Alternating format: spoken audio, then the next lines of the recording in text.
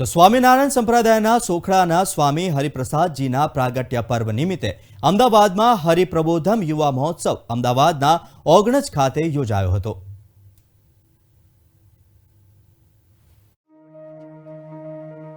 અમદાવાદના ઓગણજ સર્કલ પાસે હરિપ્રબોધમ યુવા મહોત્સવનું આયોજન કરવામાં આવ્યું હતું, જેમાં અમદાવાદના 50,000થી વધુ મળી દેશભરના તેમજ 20 જેટલા વિશ્વના અન્ય દેશોમાંથી મળીને 1.5 લાખ જેટલા ભક્તોએ ભાગ લીધો હતો।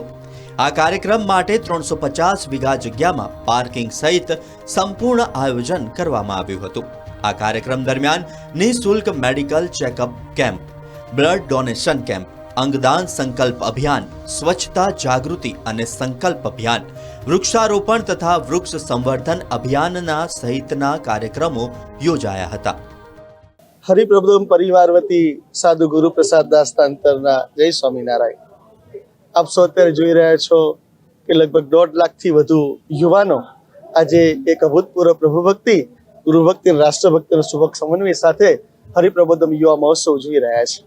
આજે ગુરુહરિ પ્રબોધ સ્વામીજીના આશીર્વાદ પ્રાપ્ત થશે, એની સાથોસાથ રામ મંદિરનું જે 500 વર્ષથી આપણું સ્વપ્ન હતું એ સાકાર થવા જઈ રહ્યું છે, એ નિમિત્તે કલશનું અભૂતપૂર્વ પૂજન થશે। આ પ્રસંગે ગુરુ હરિ પ્રબોધ જીવન સ્વામીની સાથે જૈનાચાર્ય લોકેશ મુનિજી, સ્વામી પરમાત્માનંદજી સહિતના અગ્રણીઓ હાજર રહ્યા હતા।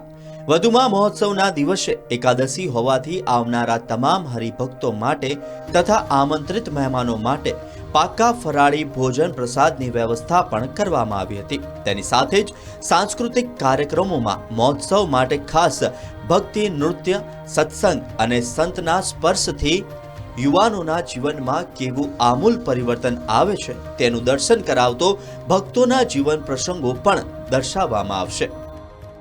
1.5 લાખ ભક્તો હનુમાન ચાલીસાનો પાઠ કરશે। એની સાથોસાથ આજે 1.5 લાખ દીવડાઓની એક સમૂહ આરતી થશે, જે કર્ણાવતી મહાનગરને આખું ભક્તિમય અને સંસ્કાર યુક્ત કરી દેશે। હવે એક અભૂતપૂર્વ સંદેશો જ્યારે પ્રાપ્ત થઈ રહ્યો છે, ત્યારે આપ સૌને ફરી એક વખત હરિપ્રબોધમ પરિવાર વતી અંતરના ભાવપૂર્ણ જય શ્રી સ્વામિનારાયણ।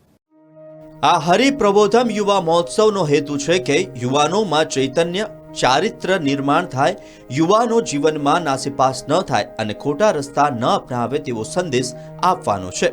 કેમેરામેન શ્રેયસ વસાવા સાથે મૌલિક પટેલ, પ્રવેગ ટીવી, અમદાવાદ।